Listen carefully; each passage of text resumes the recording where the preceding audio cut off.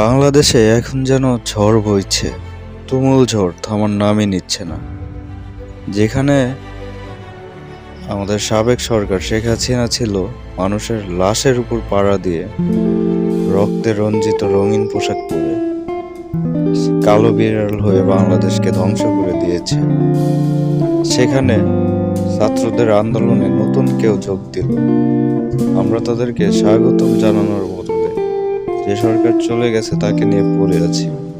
আসলে বাংলাদেশ উঠছে না, দ্বিমুখী হচ্ছে না এদের মতো কিছু লোকের কারণে।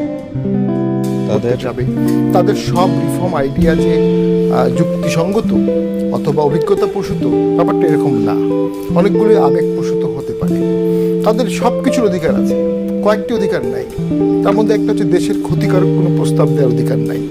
আরেকটা হচ্ছে 99% লোক চাইলেও বলতে পারবে না যে 1% লোক রাজনীতি করতে পারবে না। 99% লোক চাইলেও বলতে পারবে না যে 1% লোক বাংলাদেশে থাকতে পারবে না। ওটা কিন্তু ডেমোক্রেসি না। ডেমোক্রেসি বর্তমানে এই পরিস্থিতিটাও নিয়ে এসেছে তারাই, বাংলাদেশকে একটা লেভেলে নিয়ে যাওয়ার জন্য। ছাত্ররা যেভাবে নেমেছিলাম সেভাবে নিতে পারছি না কিছু মানুষের জন্য। মানুষ রূপে বিড়াল হলেও তো ভয়ঙ্কর না, তারা ভয়ঙ্কর।